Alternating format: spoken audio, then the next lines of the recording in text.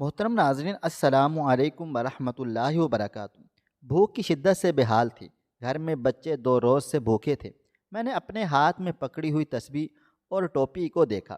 صبح سے کوئی ایک بھی گاہک نہیں ملا تھا۔ شام کے 5 بج رہے تھے۔ مجھ کو سب سے زیادہ فکر اپنی 5 سال کی بیٹی کی تھی، جو بیمار بھی تھی۔ میں نے کچھ سوچ کر چہرے سے نقاب ہٹا دیا اور چپ چاپ وہاں جا کر کھڑی ہو گئی، جہاں سے ہر روز کچھ آوارہ لڑکے جسم فروش عورتوں کو لے کر جاتے تھے۔ رمضان المبارک کا مہینہ تھا۔ میں نے تکلیف سے اپنی آنکھیں بند کر لی تھیں، جبھی میرے پاس ایک گاڑی آ کر رکی۔ میں نے لرزتے ہوئے قدموں سے اس گاڑی کی طرف بڑھی تھی۔ اس شخص کے فلیٹ پر پہنچ کر میں سجدے میں گر گئی تھی، کیونکہ سامنے ہی بھائی کوئی ٹوپی لے لے، کوئی تسبیح لے لے، رمضان المبارک کا مہینہ ہے، مفلس لوگوں کی مدد کرو، اللہ تعالیٰ 10 گنا زیادہ دے گا۔ میری آنکھوں میں آنسو تھے۔ برقع نقاب پہنے میں مسجد کی ایک طرف کھڑی تھی۔ نمازی باہر کو نکل گئے تھے، پر کسی نے بھی مجھ سے نہ تسبیح خریدی، نہ ٹوپی خریدی، اور نہ ہی اللہ کے نام پر میرے ہاتھ میں 1 روپیہ رکھا تھا۔ میری بچیاں 2 دن سے بھوکی تھیں اور چھوٹی والی بیمار تھی۔ میں سمجھ نہیں پا رہی تھی کہ کیا کروں، کیسے اپنے بچوں کا پیٹ بھروں۔ سب رشتہ داروں کے پاس جا چکی تھی، ہاتھ پھیلا پھیلا کر ان سے مدد کی بھیک مانگ چکی تھی، لیکن کوئی نہیں تھا جو میری مدد کرتا۔ یہ بھی میرے شوہر کی پہنائی ہوئی رونمائی کی انگوٹھی سے بیچ کر میں نے ٹوپیاں اور تسبیحاں خریدی تھیں۔ اپنے شوہر کے بارے میں سوچ کر میں نے ایک ٹھنڈی آہ بھری تھی۔ میری آنکھوں سے آنسو بہنے لگے تھے۔ جو کچھ میرے شوہر نے میرے ساتھ کیا تھا، یہ میرا دل ہی جانتا تھا کہ آج میں بے بسی سے مسجد سے باہر کھڑی ٹوپیاں اور تسبیحاں بیچ رہی تھی۔ میری برداشت ختم ہو رہی تھی۔ میری آنکھوں سے مسلسل آنسو بہہ رہے تھے۔ سب لوگ اپنے گھروں میں جا رہے تھے۔ افطاری کا وقت قریب تھا۔ کوئی پھل خرید رہا تھا تو کوئی سموسے پکوڑے خرید رہا تھا، اور میں اپنی بے بسی پر آنسو بہا رہی تھی۔ کسی کو ایک پل کے لیے میرا خیال نہیں آیا کہ کیا تھا کہ چند گلے سڑے پھل اور چند ٹھنڈے باسی سموسے پکوڑے ہی مجھے دے دیتا کہ جاؤ بی بی، اپنے گھر میں جا کر اپنے بچوں کو کچھ کھلا دو۔ میں نے کبھی ایسی زندگی تو نہیں گزاری تھی، اور نہ ہی کبھی ایسی زندگی کا تصور کیا تھا کہ وقت مجھے یہاں لا کر کھڑا کر دے گا۔ میرا قصور کیا تھا؟ کچھ بھی تو نہیں۔ یا شاید میرا قصور میرا یہ پردہ تھا، میرا یہ چھپا ہوا چہرہ۔ اس نقاب کے پیچھے میرا چھپا ہوا چہرہ شاید لوگوں کو یہ احساس دلا رہا تھا کہ میں ایک بدصورت سی عورت ہوں، اس لیے ٹوپی اور تسبیحاں بیچ رہی ہوں۔ میری آنکھوں سے آنسو مسلسل بہہ چلے جا رہے تھے۔ میں سوچ چکی تھی کہ اب میں وہ سب کچھ کروں گی جو مجھے نہیں کرنا چاہیے۔ میں نے تسبیح اور ٹوپیاں ایک طرف رکھ دیں، کیونکہ پچھلے 2 گھنٹوں سے بیچ رہی تھی، لیکن ایک بھی نہیں بکی تھی۔ میں نے اپنے آنسو صاف کیے اور ایک طرف چلنے لگی۔ میں ان بدنام گلیوں کی طرف جانے لگی جہاں پر رمضان کا بھی کوئی احترام نہیں ہوتا، جہاں پر لوگ افطاری میں پاک چیزیں کھانے کی بجائے حرام کی طرف لپکتے ہیں، اور اس طرف جاتے ہوئے میرا دل زور زور سے دھڑک رہا تھا۔ ہمیشہ میں نے خود کو گناہوں سے بچایا تھا، لیکن میرے ساتھ کیا ہوا؟ کچھ بھی تو اچھا نہیں ہوا تھا نا۔ اس پردے نے مجھے میرے ہی گھر سے بے گھر کر دیا تھا۔ میں انہی گلیوں میں پہنچ گئی تھی جہاں رمضان المبارک کے مہینے میں بھی رونقیں کم نہیں ہوتی تھیں۔ میں گلی کے کنارے پہ کھڑی ہو گئی تھی۔ سب سے پہلے میں نے اپنا نقاب ہٹا دیا تھا۔ آنکھوں سے مسلسل آنسو بہہ چلے جا رہے تھے۔ آنکھیں بند کر کے اپنی آنکھوں کا جمع شدہ پانی میں نے اپنے رخساروں پر بہنے دیا۔ بند آنکھوں میں مجھے اپنی چھوٹی بیٹی نظر آ رہی تھی، جو بیمار تھی، اور میں بڑی بیٹی سے کہہ کر آئی تھی کہ چھوٹی بہن کا خیال رکھنا۔ میں کہیں سے بھی آج کھانے کا بندوبست کر کے ہی واپس آؤں گی۔ مجھے کھڑے ابھی 10 منٹ ہی گزرے تھے جب ایک گاڑی میرے سامنے آ کے رکی تھی۔ کالے رنگ کے شیشے چڑھے ہوئے تھے۔ گاڑی بھی کالے رنگ کی ہی تھی۔ آہستہ سے گاڑی کا شیشہ نیچے ہوا تو وہ ایک 35 سے 36 سالہ مرد تھا۔ سگریٹ پی رہا تھا۔ اس نے مجھے سر تا پیر دیکھا، پھر کہنے لگا، بات سن، ادھر آؤ۔ میں مرے مرے قدم اٹھا کر اس گاڑی کے شیشے تک پہنچی تھی۔ وہ کہنے لگا، چلو گی؟ میں نے کہا پیسے کتنے دو گے؟ یہ الفاظ میں نے کس دل سے کہے تھے یہ میں جانتی تھی۔ وہ کہنے لگا 10,000۔ میں نے کہا 30,000۔ میری بات سن کر اس کے چہرے پر ہوس بھری مسکراہٹ چھا گئی تھی۔ وہ کہنے لگا منظور ہے، گاڑی کی پچھلی نشست پر بیٹھ جاؤ۔ میں نے گاڑی کا پچھلا دروازہ کھولا اور بیٹھ گئی۔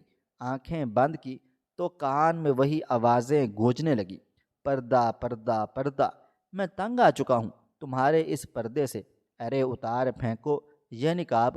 مجھے ماڈرن قسم کی لڑکیاں اچھی لگتی ہیں، پردے دار نہیں۔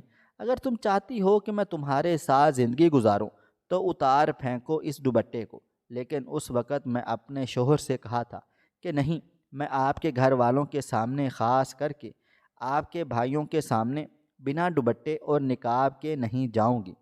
آپ کو پتہ ہے کہ میں پردہ کرتی ہوں اور آپ کو اس چیز کا خیال رکھنا چاہیے۔ وہ کہنے لگا یہ سب چونچلے بازیاں ہیں جو مجھے بالکل بھی نہیں پسند۔ میرے دوستوں کی بیویاں اپنے شوہروں کے ساتھ کلبوں میں جاتی ہیں، محفلوں میں جاتی ہیں اور محفل کی جان بن کر جاتی ہیں، سب کی نظریں ان پر اٹھتی ہیں، اور میں نے بھی تم سے شادی اس لیے کی تھی کہ تم خوبصورت ہو، لیکن ایسی خوبصورتی کا مجھے بھلا کیا فائدہ جسے تم 7 پردوں میں چھپا کے رکھو۔ جیسے میں اپنے دوستوں کی بیویوں کی تعریف کرتا ہوں، میں چاہتا ہوں کہ وہ بھی میری بیوی کی تعریف کریں، لیکن تمہارا یہ حجاب میرے آڑے آتا ہے، تم اپنی زندگی تباہ و برباد کر بیٹھو گی۔ گاڑی ایک جھٹکے سے رکی تھی اور میں اپنے ماضی کے جھروکوں سے باہر کو نکل آئی تھی۔ وہ ایک 3 منزلہ عمارت تھی جس کے سامنے گاڑی رکی تھی۔ ڈرائیونگ کرتا ہوا شخص گاڑی سے باہر نکلا، پھر پچھلی نشست کا دروازہ کھولا اور کہنے لگا باہر آؤ۔ میں باہر کو نکل گئی۔ وہ کہنے لگا کہ چلو میرے ساتھ۔ میں مرے مرے قدم اٹھاتی ہوئی اس کے پیچھے چلنے لگی۔ عمارت نہ تو بہت پرانی تھی اور نہ ہی نئی تھی۔ سیڑھیاں چڑھتے چڑھتے میرا دل ڈوبنے لگا تھا۔ میں کبھی بھی ایسا گناہ نہیں کرنا چاہتی تھی، کبھی کمزور نہیں پڑی تھی، لیکن آج میں کمزور پڑ گئی تھی۔ اپنے بچوں کی بھوک کو میں نہیں دیکھ سکتی تھی۔ اس نے دوسری منزل پر جا کر دروازے پر دستک دی، پھر کہنے لگا سیٹھ، انتظام ہو گیا ہے، لڑکی بہت خوبصورت ہے۔ اندر سے آواز آئی ٹھیک ہے، اسے میرے کمرے میں بٹھا دو۔ وہ شخص کہنے لگا آؤ اندر آؤ۔ میں بہت زیادہ گھبرائی ہوئی تھی۔ ڈرتے ڈرتے میں نے اس فلیٹ کے اندر قدم رکھا جو باہر سے خالی تھا۔ وہ مجھے کمرے میں لے گیا۔ کمرہ کافی بڑا تھا، فرنیچر کافی مہنگے قسم کا رکھا گیا تھا۔ وہ کہنے لگا یہاں بیٹھو، سیٹھ کو خوش کرو گی تو انعام میں پیسے بڑھا بھی دے گا۔ یہ کہہ کر وہ کمرے سے جا چکا تھا۔ میرا دل زور زور سے دھڑک رہا تھا۔ آنکھوں کے سامنے اپنی بچیوں کے چہرے گھوم پھر رہے تھے۔ بھوک سے بلبلاتی اور روتی ہوئی میری بیٹیاں میری بے بسی کا سبب بنی ہوئی تھیں۔ ایک ماں سب کچھ برداشت کر سکتی ہے، لیکن اپنی بچیوں کی بھوک مٹانے کے لیے کبھی کبھی گناہ کا راستہ بھی اختیار کر جاتی ہے۔ ابھی تک وہ شخص کمرے میں نہیں آیا تھا اور میرا ضمیر مجھے لعنت ملامت کر رہا تھا کہ تم یہ کیا کر رہی ہو؟ اپنی زندگی میں تم نے سب کچھ سہ لیا، لیکن کبھی بے پردگی نہیں کی، اور آج تم اس دوراہے پہ آ کر بیٹھ گئی ہو۔ اللہ تعالیٰ کو کیا جواب دو گی؟ پتہ نہیں کیوں میرا ضمیر مجھے بے چین سا کر رہا تھا۔ میں کمرے کو بغور دیکھنے لگی۔ سامنے ہی واش روم تھا۔ میں واش روم گئی، وضو کیا اور کمرے میں آ گئی تھی۔ سامنے بیٹھ کر رکھے لحاف کو زمین پر جے نماز کے طور پر بچھا دیا اور نیت باندھ لی۔ میں نے 2 نفل ادا کیے اور اللہ کے حضور ہاتھ اٹھا کر پھوٹ پھوٹ کر رونے لگی کہ میں اپنی مشکلات سے تنگ آ چکی ہوں۔ میرے پاس کوئی اور راستہ بھی نہیں تھا۔ میں نے بہت چاہا کہ ایمانداری سے روزی روٹی کما کر اپنے بچوں کا پیٹ پال سکوں، لیکن مجھ سے نہیں ہوا۔ میں ابھی اللہ کے حضور منت سماجت کر ہی رہی تھی کہ جب دروازہ بند ہونے کی آواز آئی۔ میرا دل دھک سے رہ گیا، لیکن جیسے ہی میں نے پیچھے پلٹ کر دیکھا تو میرے ہوش و حواس اڑ کے رہ گئے تھے، کیونکہ وہ شخص تو لڑکا اچھا کماتا ہے اور گھرانہ بھی کافی پڑھا لکھا ہے۔ ادیبہ، تمہیں کوئی اعتراض تو نہیں؟ میری والدہ نے مجھ سے پوچھا تھا۔ میں نے کہا اماں جان، آپ نے بات کر لی تھی، انہیں بتا تو دیا تھا نا کہ میں پردہ کرتی ہوں۔ وہ کہنے لگی ہاں ہاں، میں نے کہہ دیا تھا بے فکر رہو۔ تمہاری ساس نے کہا کہ اسے کوئی اعتراض نہیں ہے۔ میں نے کہا پھر مجھے بھی کوئی اعتراض نہیں ہے۔ چند ماہ کے بعد ہی میری شادی فرحان سے ہو گئی تھی۔ میں دلہن بنی بڑی سی چادر میں خود کو لپیٹے رخصت ہوئی تھی، اور جیسے ہی میں اپنے سسرال پہنچی تو میرا دیور کہنے لگا، یہ بھابھی نے اتنا خود کو لپیٹ کے کیوں رکھا ہے، اور ان کی چادر اتارے دیکھیں تو صحیح یہ کیسی ہیں۔ یہ سن کر میں بے حد حیران و پریشان ہو گئی تھی۔ اماں جان تو کہہ رہی تھی کہ میری ساس کو کوئی اعتراض نہیں، تو یہ دیور کون ہوتا ہے، میری چادر اتارنے والا؟ میں نے خاموشی اختیار نہیں کی تھی، بلکہ میں نے فوراً سے کہہ دیا کہ پلیز میری چادر کوئی نہ اتارے۔ یہ سن کر میری ند میرے برابر میں آ کر بیٹھ گئی۔ وہ کہنے لگی، ارے پہلے دن کی ہی دلہن ہو، سب کو دیکھنے کا شوق ہوتا ہے۔ میں نے کہا لیکن میں تو پردہ کرتی ہوں اور مجھے یہ سب بالکل بھی نہیں پسند۔ میری نند کہنے لگی، چلو جی، یہ محترمہ تو اب پردے کا ڈھنڈورا پیٹتی رہے گی۔ مجھے نہیں پتا تھا کہ اس قسم کی باتیں شروع ہو جائیں گی۔ میری ساس کہنے لگی، شادی سے پہلے تم کیا تھی کیا نہیں ہم نہیں جانتے، لیکن یہاں تمہیں ہمارے طور طریقوں سے چلنا پڑے گا۔ یہ کہہ کر میری ساس نے میری چادر اتار کر دور پھینکی تھی، اور میں حیران رہ گئی۔ میرا دیور مجھے بڑے غور سے دیکھ رہا تھا، بلکہ وہاں موجود سب لوگ ہی مجھے بڑے غور سے دیکھ رہے تھے۔ وہ کہنے لگے، فرحان کی تو قسمت چمک گئی، کیا خوبصورت بیوی ملی ہے اسے۔ مجھے یہ سب بہت زیادہ برا لگ رہا تھا۔ اگر میں پہلی ہی رات کی دلہن نہ ہوتی تو یقیناً جھگڑ پڑتی۔ کچھ دیر کے بعد ہی میری ند مجھے میرے کمرے میں چھوڑ آئی، لیکن میرا موڈ خراب ہو چکا تھا۔ آدھے ایک گھنٹے کے بعد فرحان میرے کمرے میں آ گیا، کمرے کا دروازہ بند کیا اور میرے سامنے بیٹھ گیا تھا۔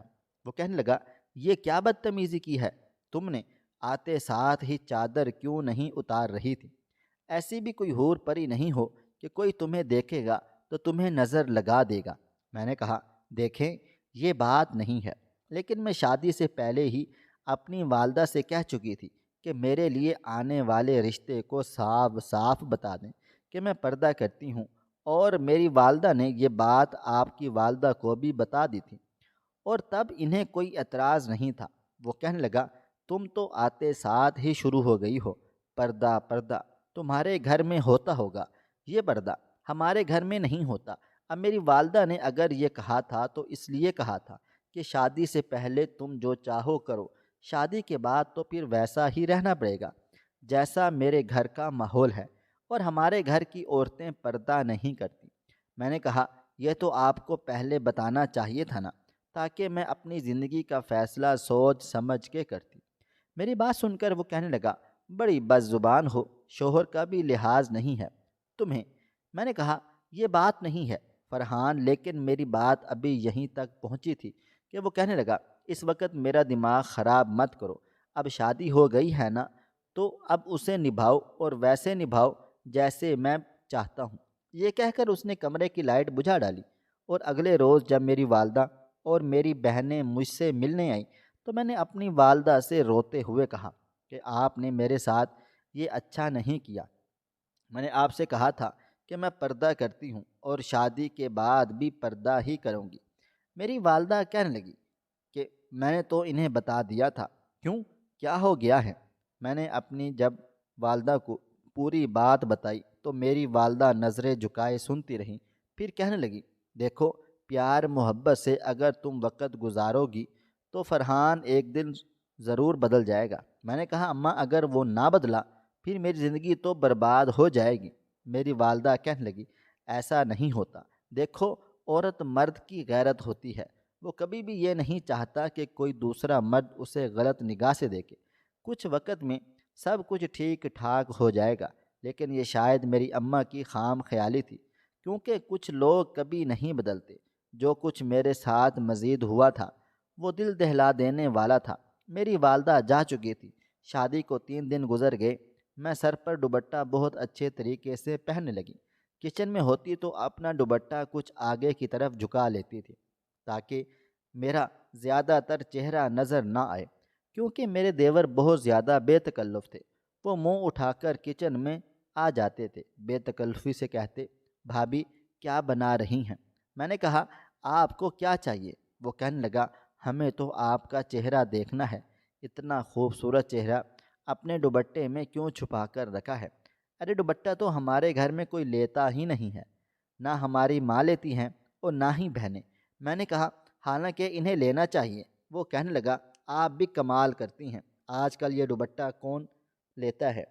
ہم تو حیران و پریشان ہیں کہ فرحان بھائی نے بھی ایسا کون سا نیک کام کیا تھا جو انہیں اتنی خوبصورت بیوی مل گئی ہے۔ شاید وہ یہ سب اس لیے کہہ رہے تھے کیونکہ فرحان کی رنگت سانولی تھی، اس کے نین نقش بھی اتنے پیارے زیادہ نہیں تھے۔ میں نے تو فرحان کی تصویر تک دیکھنا گوارا نہیں کی تھی، مجھے صرف یہ تھا کہ جو کوئی بھی ہو بس مجھ سے پردہ کروائے، مجھے بے حجاب نہ کرے، لیکن میری قسمت مجھے اس دوراہے پہ لا کے کھڑا کر دے گی، میں نے کبھی سوچا بھی نہیں تھا۔ بہرحال جو کچھ بھی تھا، فرحان میرا شوہر تھا۔ میں نے اپنے دیور کو ڈانٹ کر کہا کہ آپ کو بات کرنے کی تمیز نہیں ہے؟ بہن اور بھابھیوں سے بات کرنے کا کوئی طریقہ ہوتا ہے، کوئی لحاظ ہوتا ہے۔ آپ باہر کو چلے جائیں، اگر کوئی کام ہے تو بتا دیں، ورنہ دوبارہ کچن میں مت آئیے گا۔ میرا لہجہ کچھ سخت ہو گیا تھا۔ وہ باہر چلا گیا، لیکن کچھ دیر کے بعد ہی میری ساس نے مجھے آواز دے ڈالی۔ جب میں نے اپنی ساس کے پاس گئی تو وہ کہنے لگی یہ تم نے کیا بدتمیزی کی ہے عمیر کے ساتھ؟ میں نے کہا میں نے تو کوئی بدتمیزی نہیں کی۔ عمیر کہنے لگا اماں یہ جھوٹ بول رہی ہیں، انہوں نے مجھے خود کہا تھا کہ نکلو کچن سے باہر، تمہارا کچن میں کیا کام ہے؟ اب کیا ہم اپنے گھر میں بھی غیروں کی طرح رہیں گے؟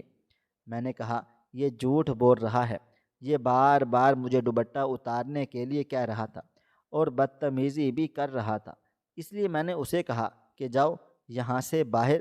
میری ساس کہنے لگی مجھے نہیں پتا تھا کہ تم جیسی دیندار لڑکیاں اتنی بد زبان ہوتی ہیں، تم نے میرے بیٹے کو بدتمیز کہا؟ ارے کیا بدتمیزی کی ہے اس نے؟ کیا چھیڑ خانی کی ہے تمہارے ساتھ؟ فرحان کو تو آنے دو، رات کو اسے بتاؤں گی، تمہاری گز بھر لمبی زبان ہے، پھر دیکھو کیسے کاٹتا ہے، وہ تمہاری زبان کو سیدھا کر ڈالے گا تمہیں۔ میں نے اپنی ساس سے کہا میں اپنے کسی کے ساتھ کوئی بدتمیزی نہیں کی، لیکن وہ کہاں سنتی، انہیں تو بس اپنے بیٹے کی بات پہ یقین ہو چلا تھا۔ رات کو جب فرحان آئے تو کافی خوشگوار موڈ میں تھے، میرے لیے کانچ کی بہت ساری چوڑیاں بھی لائے ہوئے تھے اور ساتھ میں مٹھائی بھی۔ وہ کہنے لگے کھا لینا، مجھے پتہ ہے تمہیں مٹھائی بہت زیادہ پسند ہے۔ میں بھی خوش تھی، لیکن جیسے ہی فرحان اپنی والدہ کے کمرے میں چلے گئے اور وہاں سے واپس آئے تو ان کا موڈ کافی زیادہ خراب تھا، کھانا بھی ٹھیک سے نہیں کھایا۔ میں نے پورا کچن سمیٹا، پھر جیسے ہی کمرے میں آئی تو فرحان بے تحاشا غصے میں تھے۔ وہ کہنے لگے تم نے آتے ہی بدتمیزی شروع کر ڈالی، شادی کی رات میں نے تمہیں لاکھ سمجھایا تھا کہ یہ پردہ اپنے گھر تک رکھنا، میرے گھر میں ایسا کوئی نہیں ہے جو پردے کو پسند کرے، اور تم نے آج عمیر کو اتنی باتیں سنا دی، جانتی بھی ہو وہ ویسے بھی اماں جان کا لاڈلا ہے، اسے تو یہی تھا کہ کوئی اس کی بھابھی ہوگی جس کے ساتھ وہ باتیں کرے، مذاق کرے۔ میں نے کہا دیور بھابھی کا رشتہ صرف عزت اور احترام کا ہے، بجائے اسے سمجھانے کے آپ مجھ سے لڑ جھگڑ رہے ہیں۔ میری بات سن کر وہ کہنے لگا دیکھو میرا دماغ خراب مت کرو، وہی کیا کرو جو اماں جان کہتی ہیں۔ یہاں تک تو سب کچھ میں برداشت کرتی رہی، لیکن ایک بار فرحان کے دوست نے دعوت پر بلایا تو وہ مجھے کہنے لگا تم برقع پہن کے نہیں جاؤ گی ورنہ سب دوست میری بےزتی کر ڈالیں گے۔ میں نے کہا فرحان میں بھلا کیسے بے حجاب ہو کر جاؤں؟ میں نے آج تک کبھی اپنا حجاب نہیں اتارا، مجھے عادت ہی نہیں ہے، آپ مجھ سے کیوں یہ امتحان لے رہے ہیں؟ اگر آپ کی عزت میرے پردے سے گھٹتی ہے تو میں نہیں جاتی، میں گھر پر ہی رہ جاؤں گی۔ وہ کہنے لگا کیا مطلب ہے تمہارا؟ میں نے تم سے شادی اس لیے تو نہیں کی کہ تم میرے ساتھ میرے دوستوں میں بھی نہ جا سکو۔ وہ کہنے لگا تیار ہو جاؤ۔ میں تیار ہو گئی، برقع تو اس نے پہننے سے منع کر دیا تھا، اس لیے میں نے بڑی سی چادر اوڑھ لی، پھر چادر سے ہی اپنے چہرے کو بھی چھپا لیا۔ لیکن جیسے ہی میں اس کے دوست کے گھر پہنچی، وہاں کی عورتوں کے فیشن دیکھ کر میری اپنی نظریں جھک گئی تھیں۔ ان سب نے بہت بے باک سے لباس پہن کر رکھے ہوئے تھے۔ فرحان مجھے کہنے لگا یہ بھی تو عورتیں ہیں نا، دیکھو کیسے اعتماد سے مردوں سے باتیں کر رہی ہیں، ان کے ساتھ بیٹھی ہوئی ہیں، اور ایک تم ہو کہ چھپنے کے بہانے ڈھونڈتی پھرتی ہو۔ اتارو اپنی یہ چادر، یہ کہہ کر اس نے میری چادر اتار دی۔ اس کے سب دوستوں کی نظریں مجھ پر تھیں اور مجھے بہت برا لگ رہا تھا۔ سب میری تعریفیں کرنے لگے کہ فرحان کی بیوی تو بہت زیادہ خوبصورت ہے، حسین و جمیل ہے، لیکن مجھے وہ تعریف بری لگ رہی تھی۔ پھر بھی میں چپ چاپ بیٹھی رہی، لیکن کچھ ہی دیر میں ایک بے حیائی کا بازار گرم ہوا تھا۔ وہاں پر میوزک چلنے لگا، بلب بند کر دیے گئے اور رنگ برنگی لائٹیں جلنے لگی۔ سب ایک دوسرے کی بیویوں کے ساتھ ناچ رہے تھے۔ فرحان بھی اپنے ایک دوست کی بیوی کے ساتھ ڈانس کر رہا تھا، اور مجھے یہ سب کچھ بہت برا لگ رہا تھا۔ میں نے آج تک کبھی ایسا ماحول نہیں دیکھا تھا، اور نہ ہی ایسی بے حیائی دیکھی تھی۔ پھر میں نے دیکھا کہ وہ لوگ شیشے کے گلاس میں نہ جانے کون سا مشروب پی رہے تھے، اسے پی کر ڈگمگا رہے تھے۔ میں سمجھ سکتی تھی کہ وہ کیا پی رہے تھے۔ فرحان اس قسم کا انسان ہو سکتا ہے، میں سوچ بھی نہیں سکتی تھی۔ میری ماں نے شاید صرف پیسے کو ترجیح دی تھی، اچھے گھر کو ترجیح دی تھی، یہ نہیں دیکھا تھا کہ وہ مجھے کس گھرانے میں بھیج رہی ہیں۔ بہرحال میں بے حد پریشان تھی جب فرحان کا ایک دوست میرے پاس ڈگمگاتے ہوئے چلا آیا تھا اور کہنے لگا، چلو تم میرے ساتھ ناچو گی کیونکہ تمہارا شوہر میری بیوی کے ساتھ ڈانس کر رہا ہے۔ جیسے ہی اس نے میری کلائی پکڑی، میں نے ایک زوردار تھپڑ اس کے منہ پہ دے مارا تھا۔ تھپڑ پڑتے ہی سب کی توجہ میری طرف ہو گئی تھی۔ میوزک بند کر دیا گیا تھا۔ وہ کہنے لگا، فرحان تمہاری بیوی کی اتنی جرت کہ اس نے مجھ پر ہاتھ اٹھا دیا۔ مجھ پر؟ وہ بہت غصے میں تھا، مجھے غصے سے دیکھنے لگا۔ وہ کہنے لگا، یہ کیا بدتمیزی کی ہے تم نے؟ میں نے کہا، بدتمیزی؟ بدتمیزی تو یہ میرے ساتھ کر رہا تھا، یہ کہہ رہا تھا کہ میرے ساتھ ناچو۔ اس نے میرا ہاتھ پکڑا تو پکڑا کیسے؟ اس کی ہمت کیسے ہوئی؟ میں تو بھڑک اٹھی تھی۔ جب فرحان نے کہا کہ یہاں پہ یہ سب کچھ ہوتا ہے، میں تمہیں اس لیے یہاں نہیں لایا تھا کہ تم یہاں پہ تماشا کھڑا کر دو، اس لیے لایا تھا تاکہ تم اس ماحول کی عادی ہو جاؤ۔ میں نے اپنی چادر پکڑی اور اپنے اوپر لپیٹ لی۔ میں نے کہا، مجھے اس ماحول میں نہیں رہنا، مجھے ابھی گھر چھوڑ کر آئے۔ فرحان کہنے لگا، تمہیں تو میں آج چھوڑ ہی دوں گا۔ اس نے میری کلائی پکڑی اور مجھے وہاں سے باہر لے کر آ گیا۔ اپنے گھر میں لا کر اس نے مجھے کمرے میں لے جا کر زمین پر پھینکا تھا۔ وہ کہنے لگا کہ تم اس قابل ہی نہیں ہو کہ میری ساتھ رہ سکو، دفع ہو جاؤ یہاں سے، میں تمہیں طلاق دیتا ہوں، تمہارے پردے کی وجہ سے میں تمہیں طلاق دیتا ہوں۔ اس نے 3 بار یہی لفظ دہرا دیے اور مجھ پر تو جیسے قیامت ٹوٹ پڑی تھی۔ رات کے پہر اس نے مجھے دھکے دے کر نکال دیا۔ میں روتی روتی جب اپنے گھر پہنچی تو اپنی والدہ کو سب کچھ بتا دیا، تو وہ کہنے لگی کہ تمہیں کیا ضرورت پڑی تھی یہ سب تماشا کرنے کی؟ اتنی مشکل سے میں نے تمہارا رشتہ طے کیا تھا، تمہاری 3 بہنیں اور بیٹھی ہیں، اگر تمہیں میں نے گھر پر بٹھا لیا تو ان کی شادی نہیں ہوگی۔ خدا کے لیے یہاں سے چلی جاؤ، کہیں بھی جاؤ، کچھ بھی کرو، لیکن واپس یہاں پہ مت آنا، تم نے تو ہمیں بدنام کر کے رکھ دیا تھا۔ اگر شوہر کی بات مان لیتی۔ میں نے کہا، اماں جان وہ مجھے بے پردہ کرنا چاہتا تھا، مجھے گناہ کی طرف راغب کر رہا تھا۔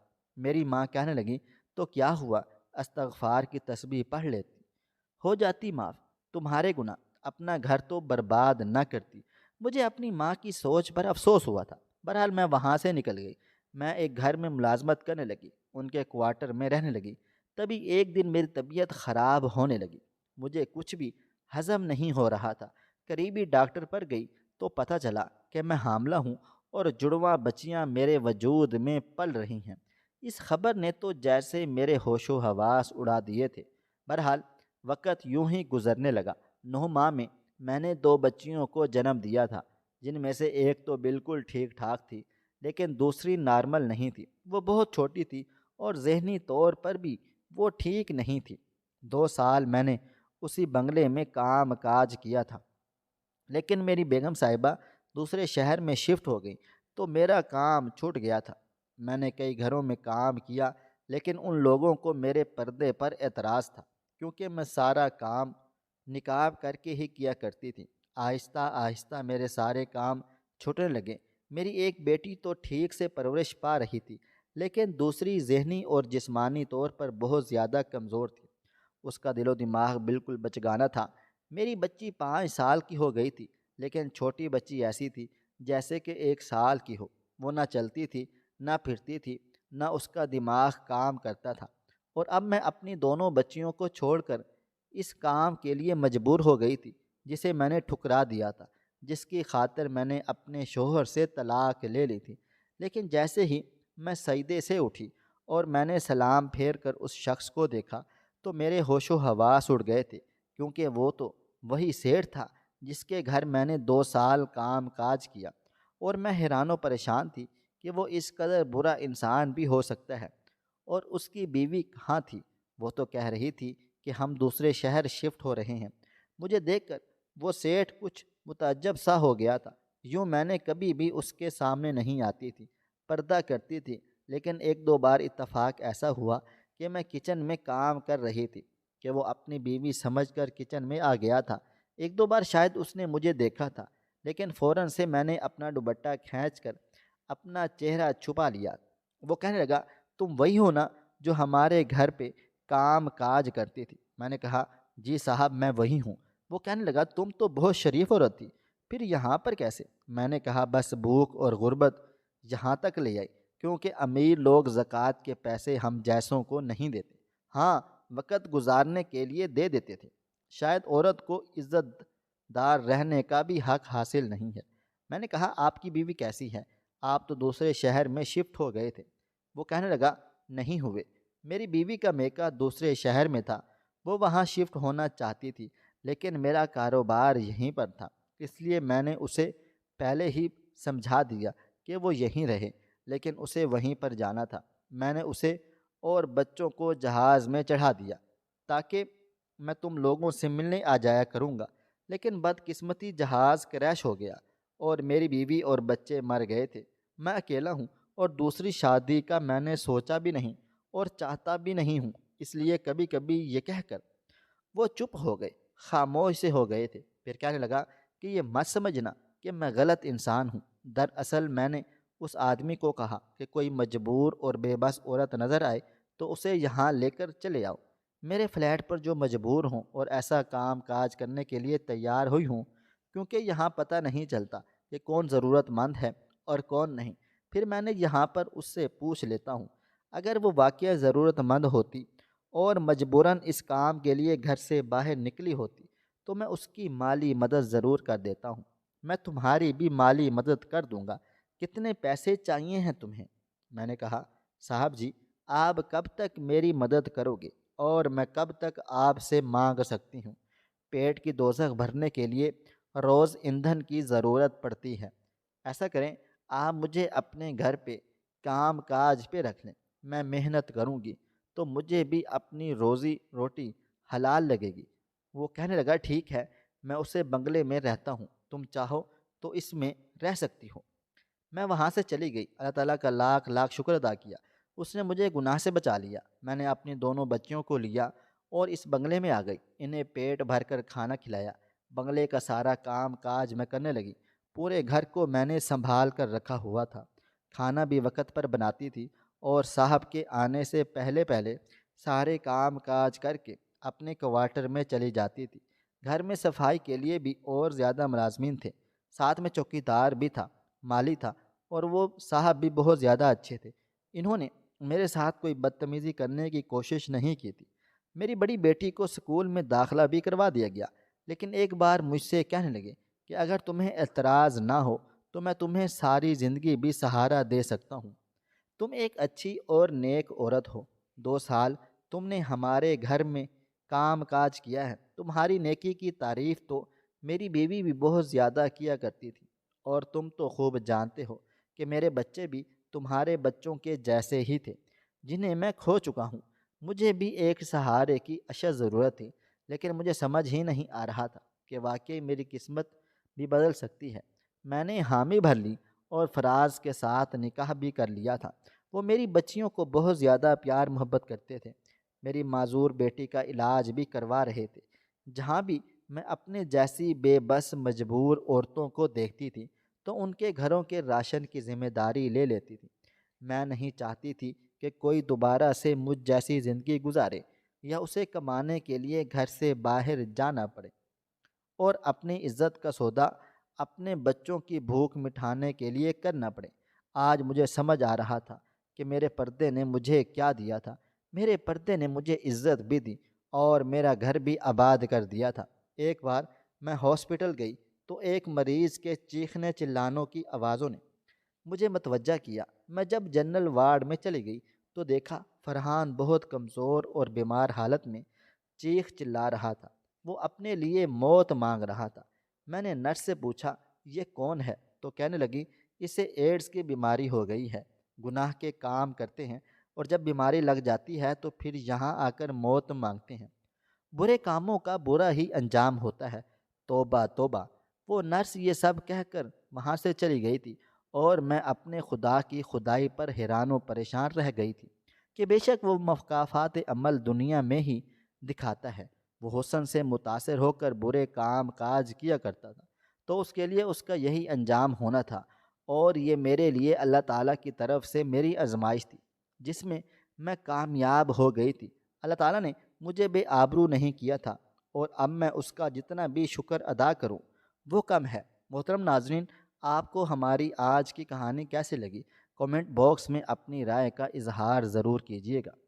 خواہش صرف اتنی ہے کہ کچھ الفاظ لکھوں جس سے کوئی گمراہی کے راستے پہ جاتے جاتے رک جائے، اور نہ بھی رکے تو سوچ میں ضرور پڑ جائے۔ پیارے دوستوں، امید کرتا ہوں کہ آپ کو یہ ہماری کہانی پسند آئی ہوگی۔ ہماری کہانی پسند آئی ہو تو ویڈیو کو لائک کریں، کومنٹس کریں اور نوٹیفیکیشن کو ضرور دبا دیں تاکہ آنے والی کہانی سب سے پہلے آپ کو مل سکے۔ ملتے ہیں کل ایک نئی اور دلچسپ کہانی کے ساتھ۔ تب تک اپنا ڈھیر سارا خیال رکھیے گا۔ اللہ حافظ۔